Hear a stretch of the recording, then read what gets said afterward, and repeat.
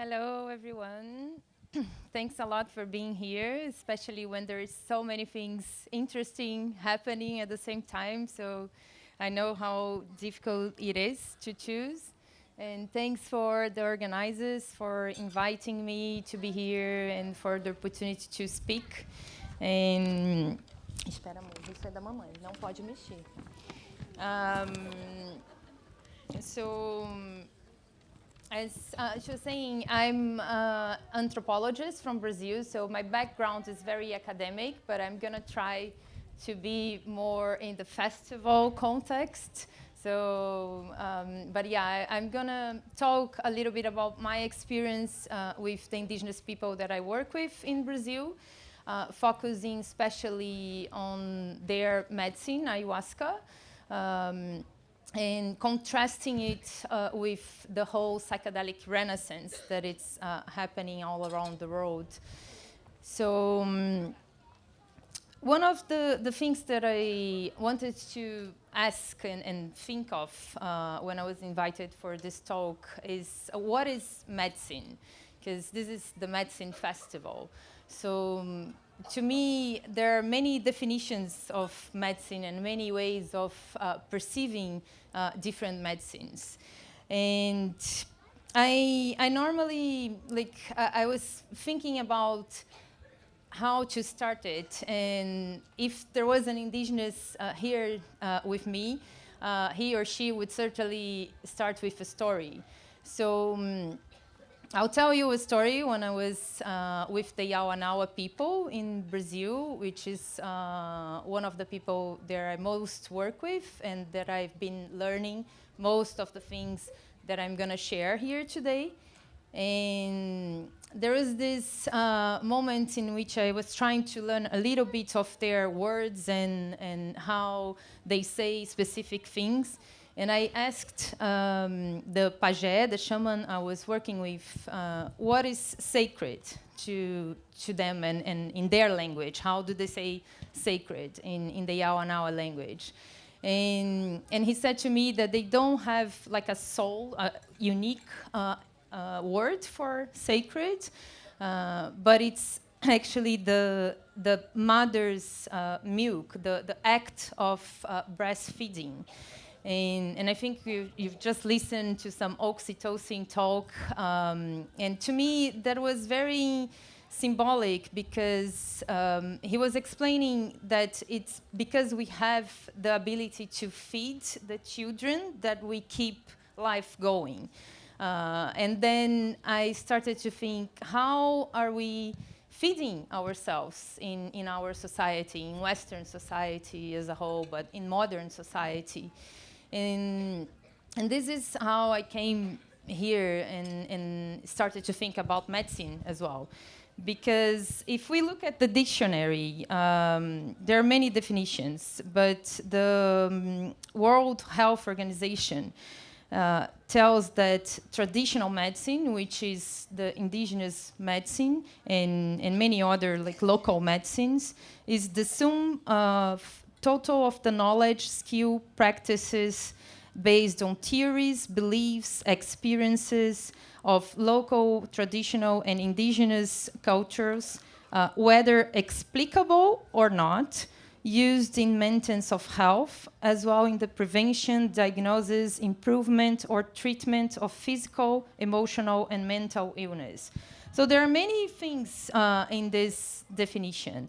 And to me, the part that was very interesting, especially when you think about an international organization like the World Health Organization, is this part of whether it is explicable or not. Because many of the people that ask me about my work with indigenous people, they think it's just like magic, spells, and superstition, and something that you really need to believe on to have an effect. And to see that definition, that part of the definition, to me was very interesting. And I was also looking at the definition of medicine in the North America First Nation peoples called who speak the language of Ojibwe from the United States and Canada. And for them, medicine is mashkiki. That's the word they use, which means the strength of the earth.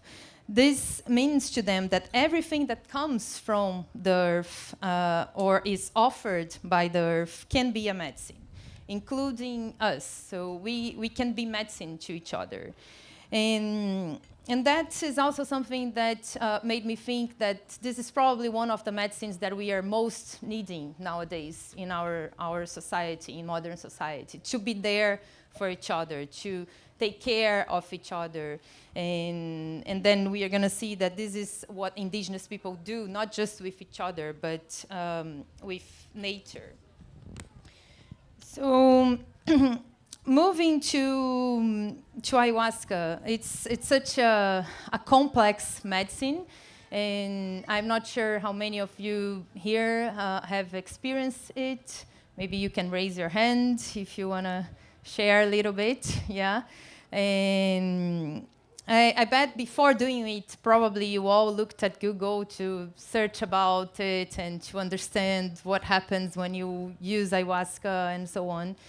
And I think this is so unique that there is no Google, no dictionary, no definition of what you were going to experience with ayahuasca.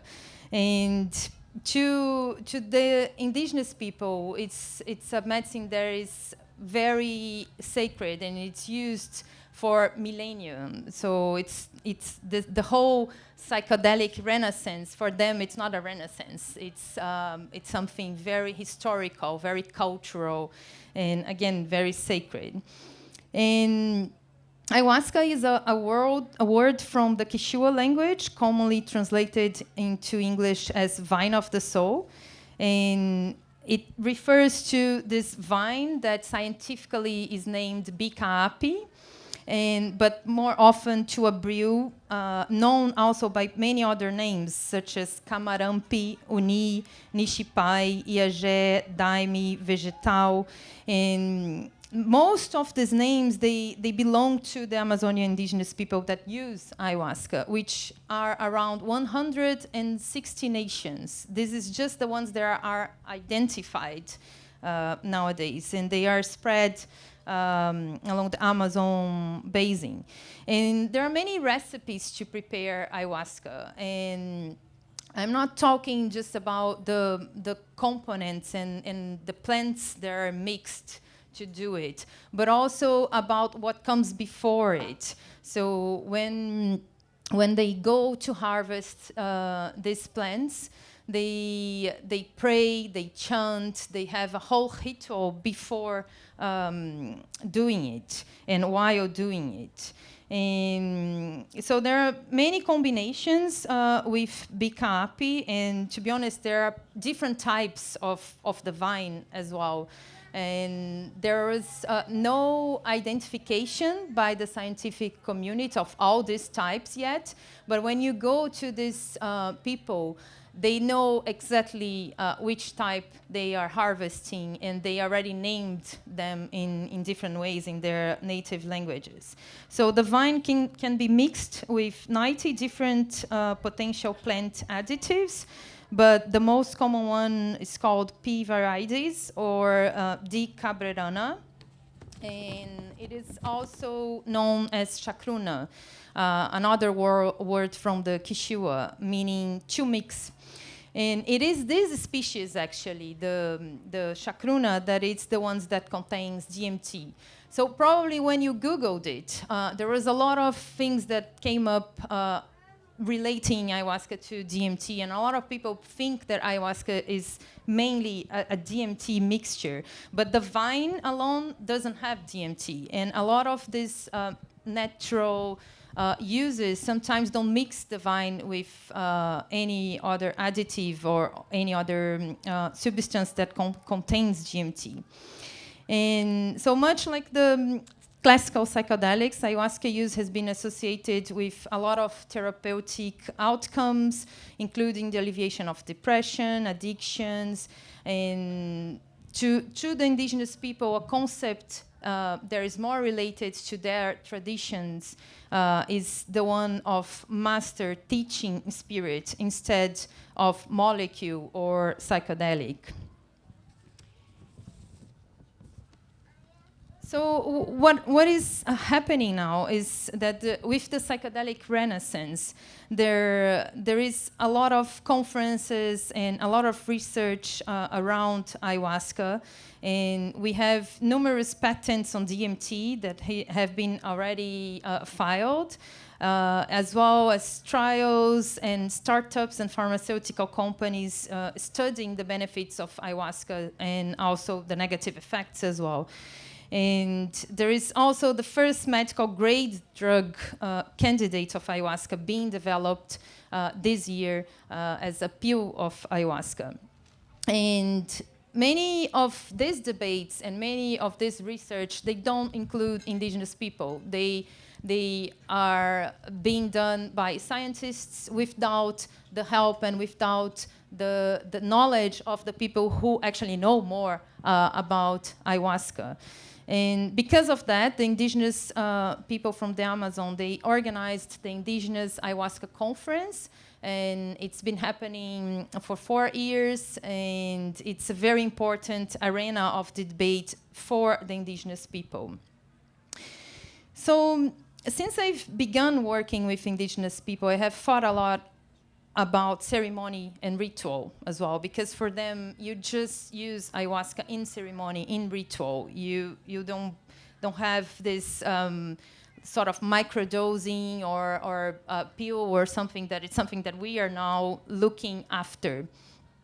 And all human societies have ceremony. We all have rituals, including religious, national rituals, seasonal festivals, like here, rites of passage, like birth, marriage, death. And there is a common thing among these rituals, which is generally community and culturally based.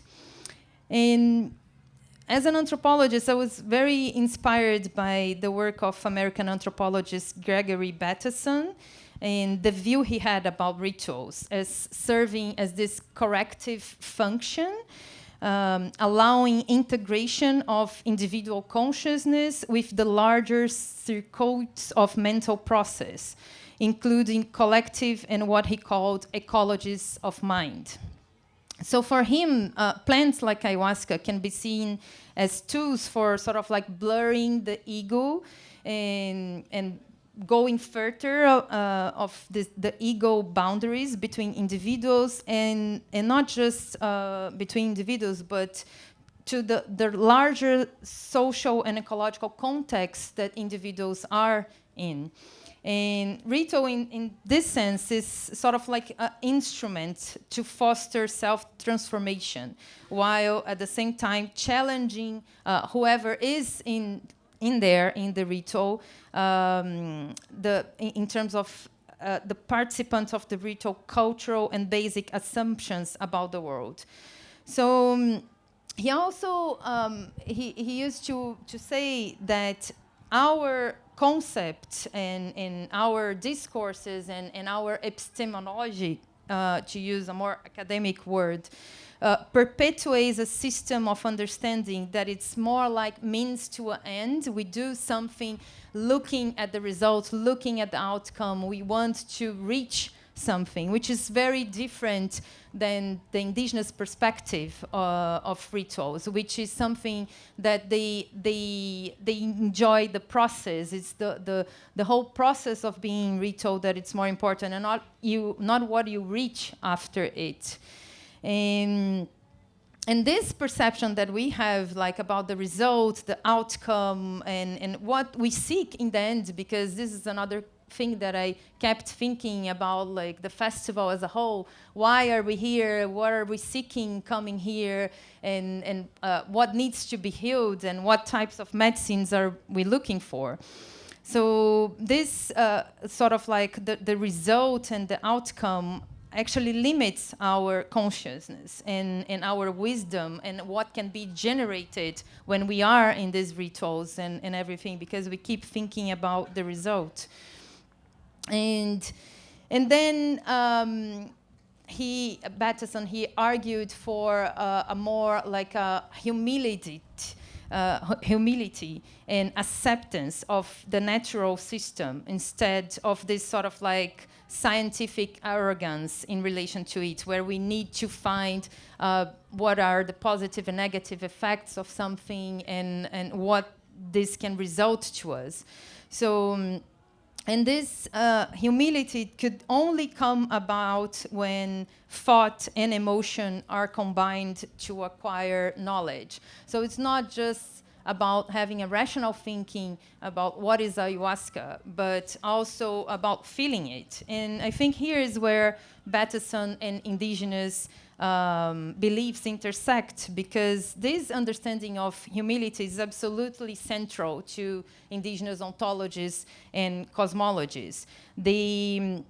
They see themselves as nature. They are so deeply immersed in nature that they have a lot of experiences that actually, for them, it's more about like we are nature. And because of that, they have deployed what has been called technologies of enchantment. And I think this is another thing that we lost in our society, like how to be enchanted, how to enchant ourselves and each other.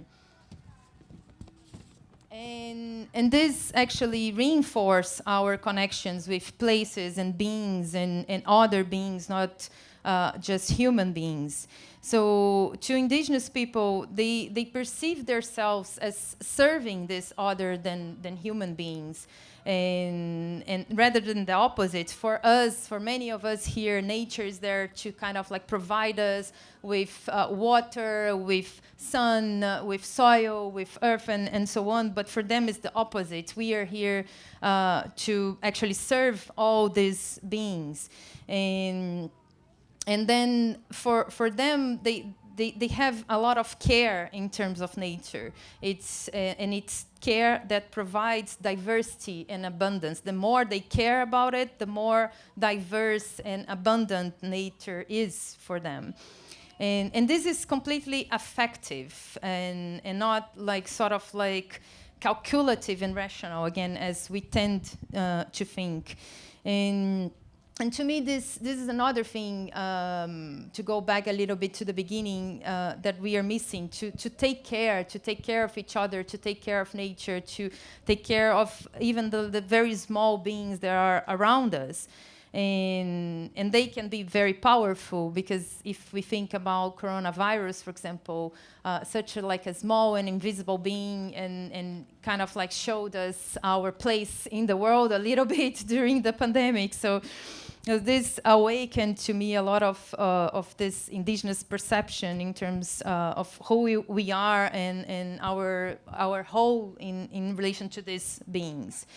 And these different beings come into being through their relations with the others, what actually has been called relational ontology. And this sort of like relationality, it happens not just in indigenous cultures, but in many other cultures. They're more traditional, pre-industrial cultures, such as paganism, for example. So for the Quechua-speaking people, the individual is constantly becoming other, and people don't have this fixed identity. So when you drink ayahuasca, you are becoming a bit of what the plant is.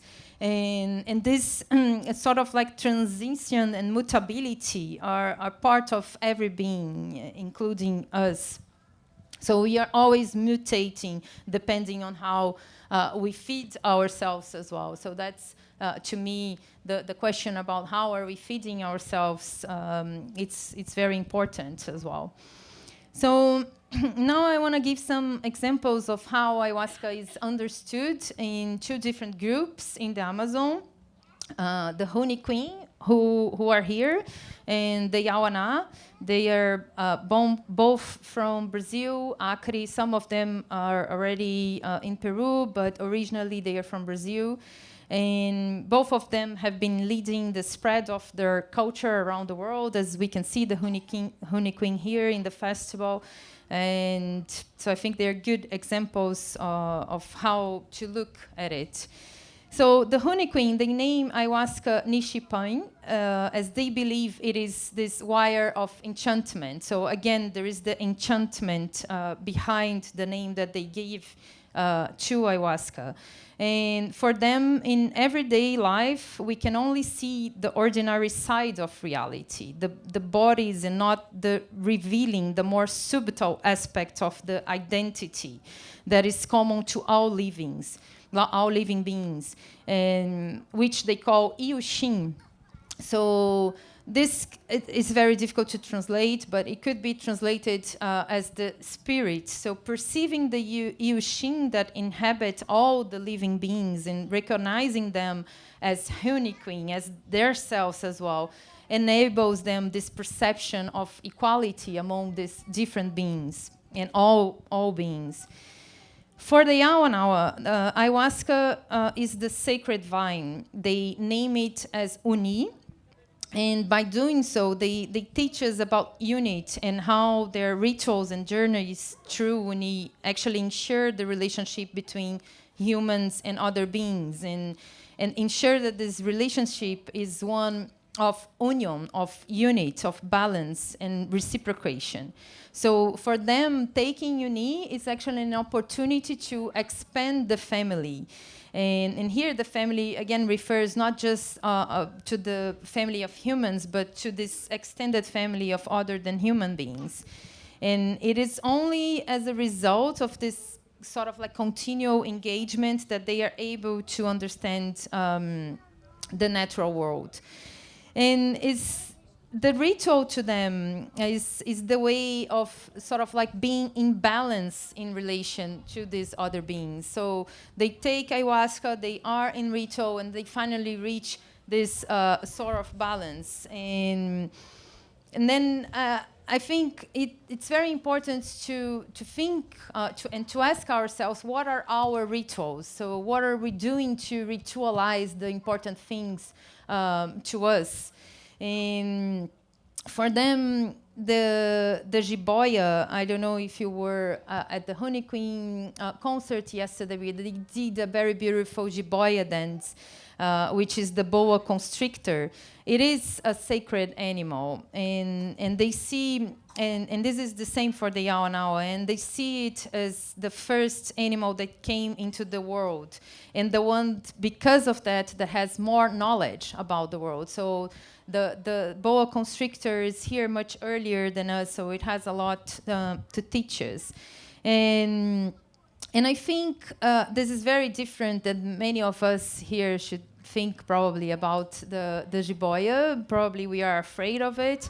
But if we think that our Greek ancestors once thought about the healing powers of the serpent, that became the main symbol of the medicine, we can find these intersections among different cultures in terms of how to look at these other beings, at these animals. So moving on to the contrast between the traditional and scientific practices. So while the traditional use of ayahuasca differs among many different groups, the brew has been used by shamans, by pages, for healing, for divination, for understanding what are the illness of the community, and not just the physical illness, but other things that may need healing in the forest and may need healing in the community as a social body. And to them, chanting is very important, is a common element to most cultures who use it. And it is their form of praying, of their form of communicating to these other beings. And the chants help them to sort of tune to this balance that is needed. So once I've heard that having ayahuasca without someone chanting, without connecting to their prayers, to the chants, is almost like having a car without the fuel. So it's the chants actually that generate the visions and what you need to learn from the medicine. They also, the ceremonies involve dancing, singing, especially in Brazil, playing instruments. In Peru is a bit different. Many of the ceremonies happening in the dark, but yeah, there is always like a lot of prayer, feathers, burning resins, blowing tobacco, and sometimes they use other medicines as well to create this safe and protected space. But when we think about the biomedical practice, it's completely the opposite. First, there is this tendency to think about ayahuasca as just a vehicle for making DMT orally active. And such framing is interesting to the scientific model because it allowed like this smoother integration into it. But at the same time, it reduced ayahuasca to one substance. And ayahuasca has a complex mechanism of action that has actually been considered as an unusual challenge to the pharmacologist. So also to overcome this challenge, there is now a standardization of ayahuasca into the biomedical research, so they can do the research, they can finally understand what happens, and standardizing it, again, eliminates, if ever achieved, because there is a lot of argument that the biomedical research has never achieved this standard of what ayahuasca is. So, but if ever achieved, again, it reduces a lot of the complexities, a lot of the things and the compounds that are important to the healing. So, and most of all, they employ this, what is called the double bind design, because they need to check with placebos, and there is like a whole set of rules that the biomedical research needs to follow. And they completely ignore the variety of complex cultural, musical, social, spiritual interactions that are also part of the healing. Another part that is very important to traditional cultures that is completely ignored by the biomedical research is the diet. So again, how we are feeding ourselves.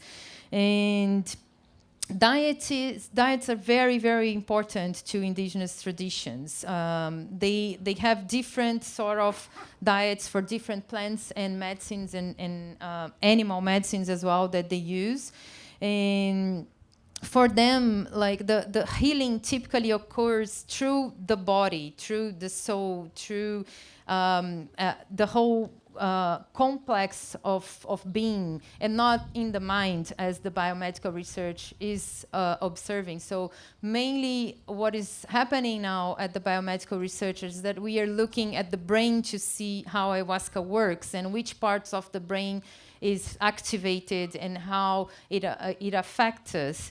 But for indigenous people, the healing is mostly done in different parts of our body and not just the brain.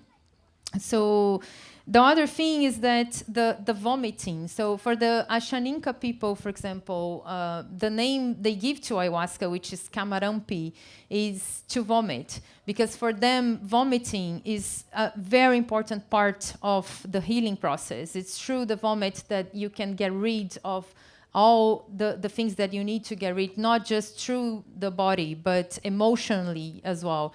But for the biomedical research, this has been interpreted as a undesirable outcome. So it's completely different than their perspective. So as ayahuasca, there are many other compounds that research in the biomedical field confirms the value of what indigenous people are doing for many years and what they know for millennia. And this knowledge that they have, it actually does not depend on any human technology. they learn it from nature, from the forest, from their experience with the forest.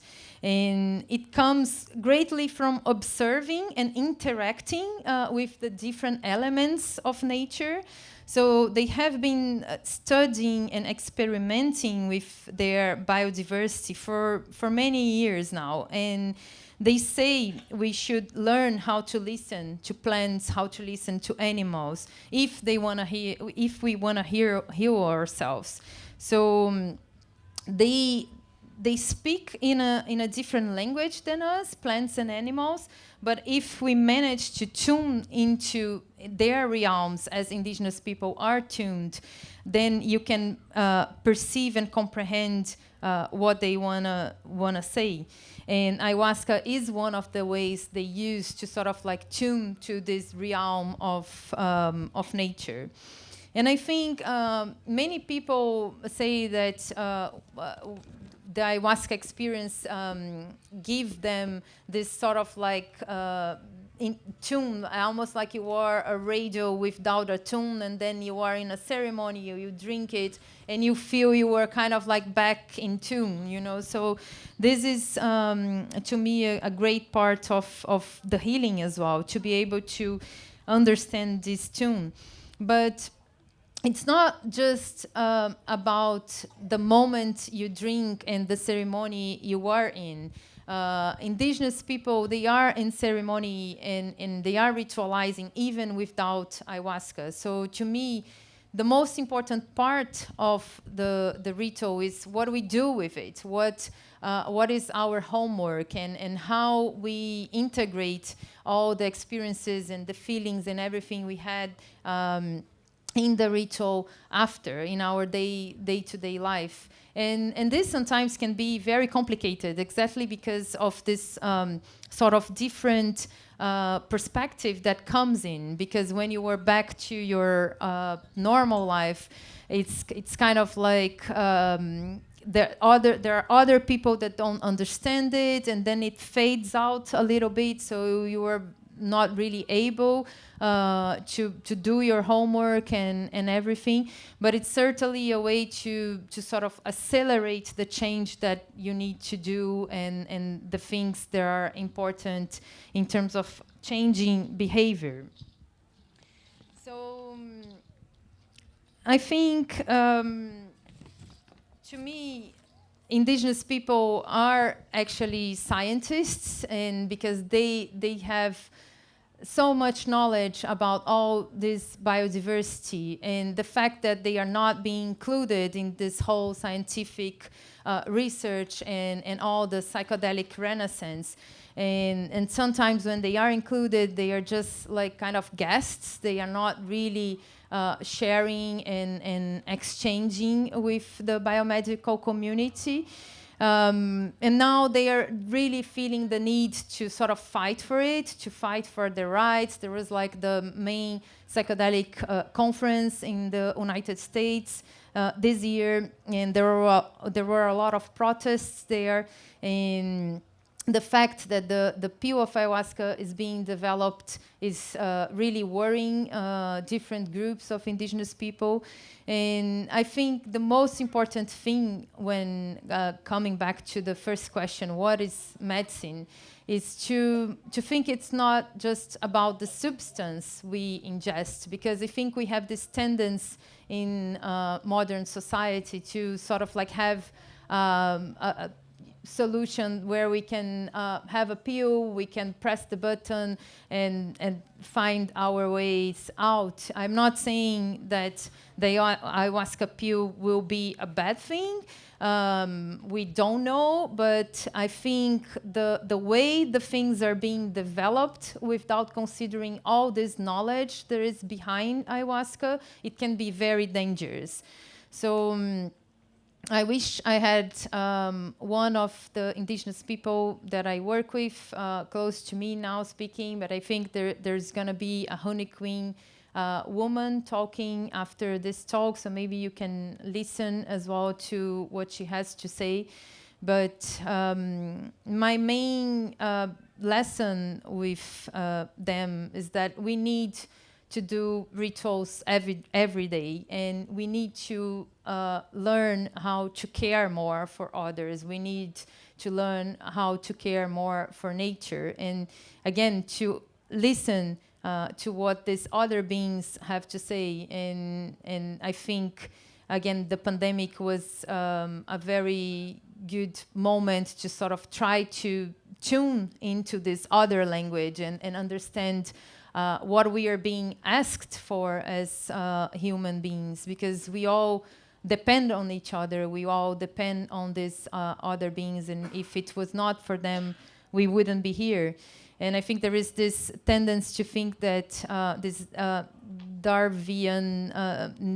Darwinism way of thinking, that we are all competing here, and it's like the stronger will be better. And it's not just that. There are many other studies, including from Darwin, saying that we are just here because we were able to cooperate with each other and so on. So I hope you can go back home from the festival and take whatever lessons you had here and experiences from the rituals and from the medicines that you experienced here, but keep that to your everyday life and keep ritualizing, and don't think big, because sometimes this ceremonies and these festivals, they can be really big and they can be overwhelming as well. So you can be flooded in a lot of different information and different medicines and different things.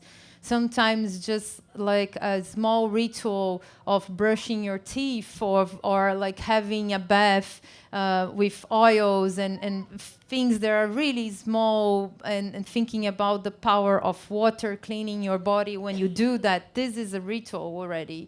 So I think we need to kind of connect back to these small rituals, because again, when we think about the outcome and the result and what we need to achieve, it can be so big that we forget that to achieve that, we need the process, we need the step-by-step, we need to be able to wake up every day and do small things so we reach the end of the day with a better outcome in relation to ourselves, you know.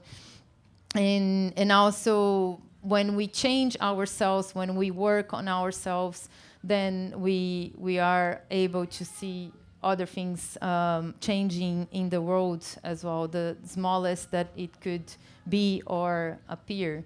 So that's my advice in terms of what I've learned with the Indigenous that I work with. And thank you so much again for being here. I'm happy to answer questions if you have.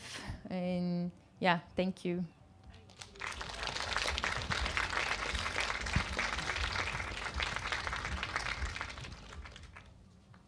It's more a statement. The sort of, you mentioned Darwin, and he's often misquoted as saying survival of the fittest, but he didn't say at all. That was from somebody else. And he said it was a survival of the most adaptive, and that's usually in community and diversity, because they've got the ability to then to work with each other and adapt and things like that. Exactly. So unfortunately, modern capitalism uses the word survival of the fittest to justify power over somebody else, and it's completely wrong. It's not what was said, and it's not what we should remember, and we should never repeat it. Exactly. Yeah, exactly. Thank you for the comments. Thank you for complimenting.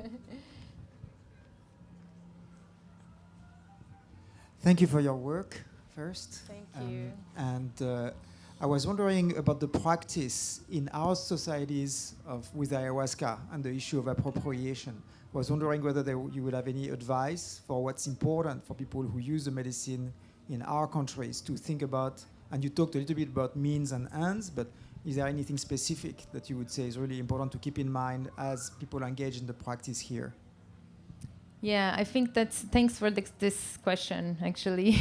It was something I was thinking I should talk about, and I forgot. Because I think there's a lot of ceremonies now, ayahuasca ceremonies all around the world, and many different types, and again, many different medicines and traditions and so on. And I think we need to be really careful, first of all, who we sit with, who we drink with, and be aware of what they are serving and their traditions and so on. And again, to think about the whole process, to kind of like prepare for it, and because there is this whole preparation, even when they are harvesting, even when they are like thinking of doing a ceremony. So in terms of the spiritual preparation, so they kind of like go and stay a little bit in isolation, and then they go and harvest, and then they pray and everything. So I would apply the same thing for us. The more you could sort of like go to your own realm first and understand what do you want from that, and do not expect too much as well. So don't go with a lot of expectations. So don't set many intentions. I think the more focused you are in terms of like having one intention, or even being open to it, because sometimes we want to learn everything, we want to find all the answers, and that can be very confusing to the experience as well.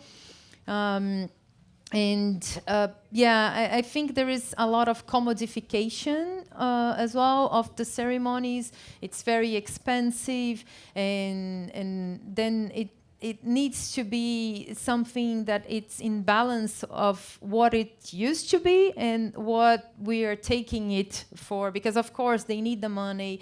I'm not saying it shouldn't be expensive, but when you do something that is very expensive, you are selecting a lot of the people that are going to it as well. So I think we all have this sort of duty to be asking the people who are organizing, like about the traditions, about the medicine, about why it's so expensive, and how maybe there would be other ways of collaborating to the indigenous people, because this is something that I keep thinking that it's happening as well.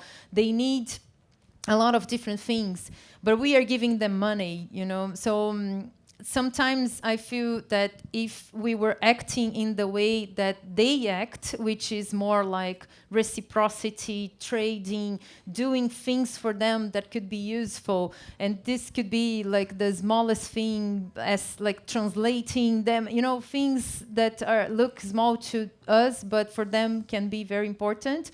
Finding different ways of collaborating to their projects on the local level as well.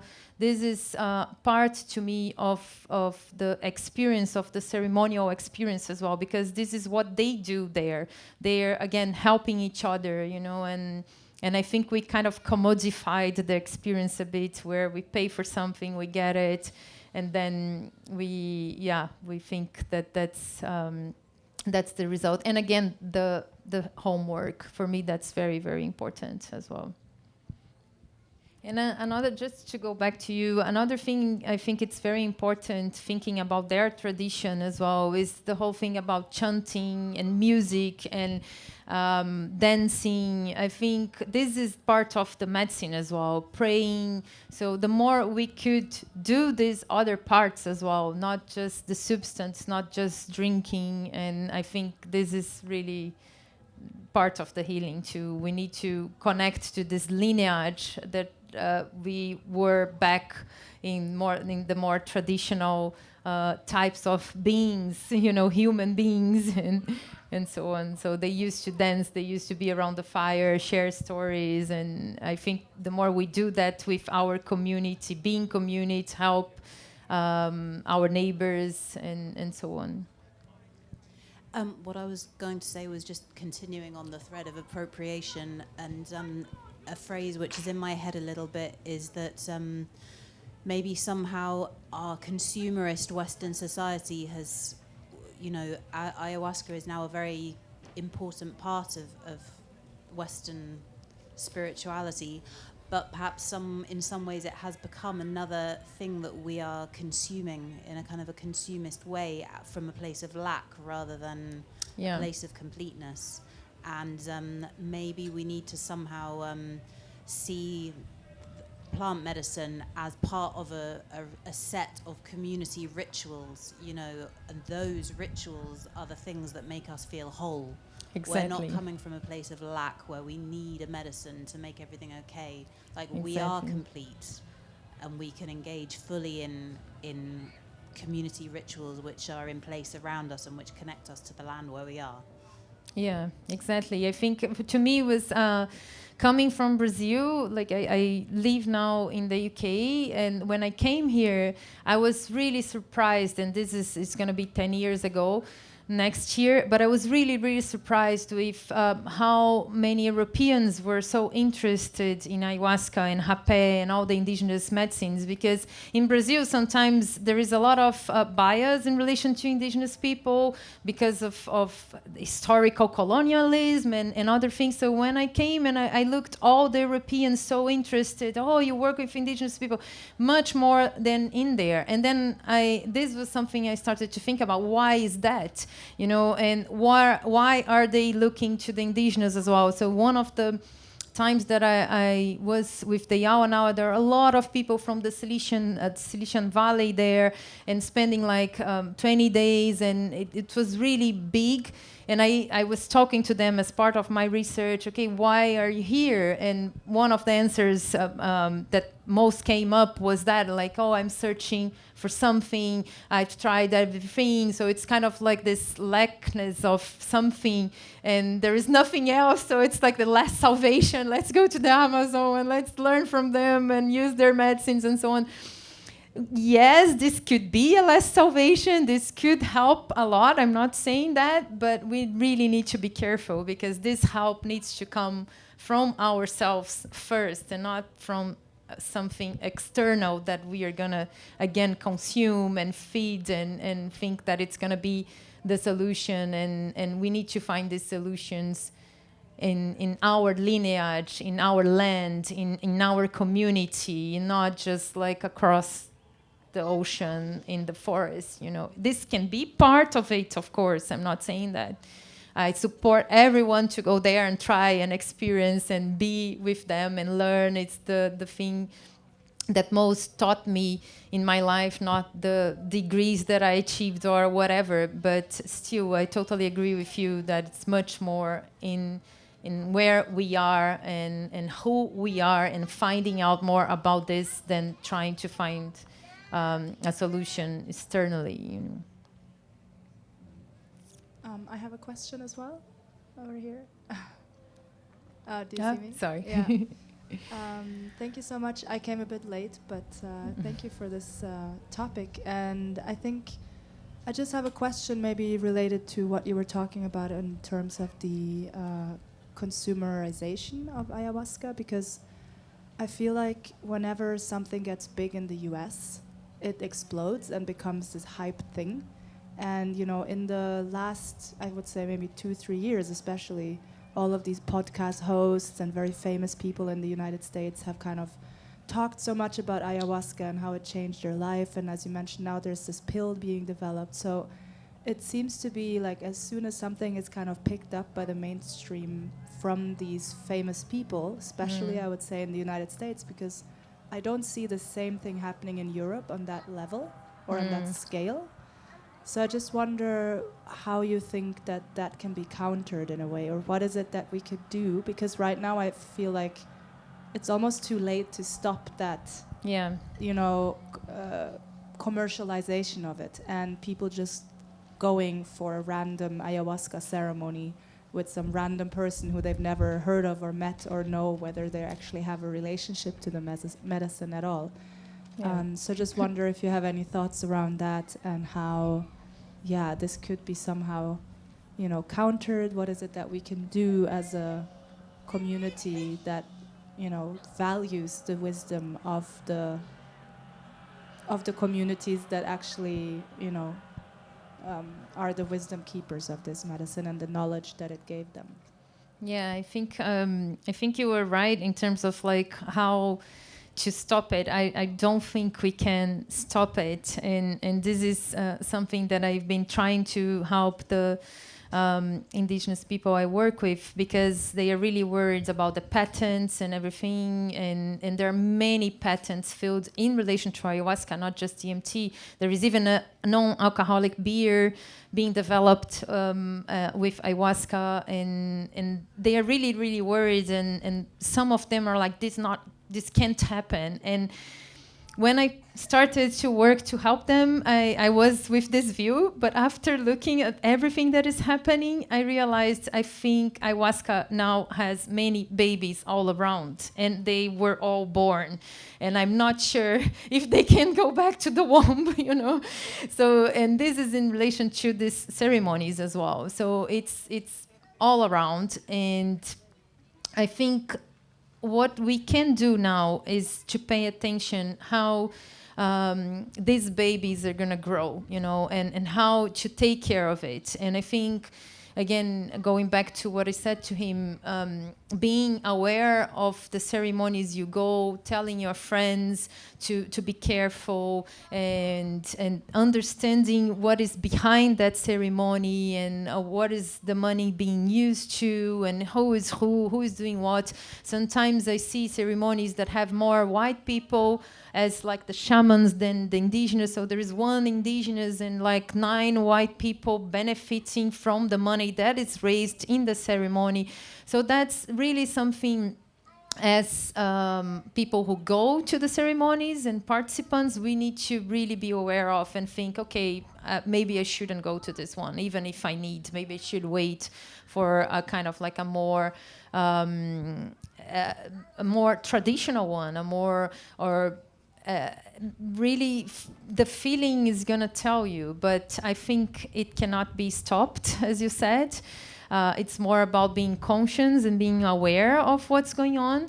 And the other thing is that it may be the way things are, and it may be this part of the process of the medicine that we need to go through to realize, okay, where to sit and where to drink and everything. So one of the elders that I work with, once I asked him, aren't you afraid, you know, of this appropriation of everything that is happening?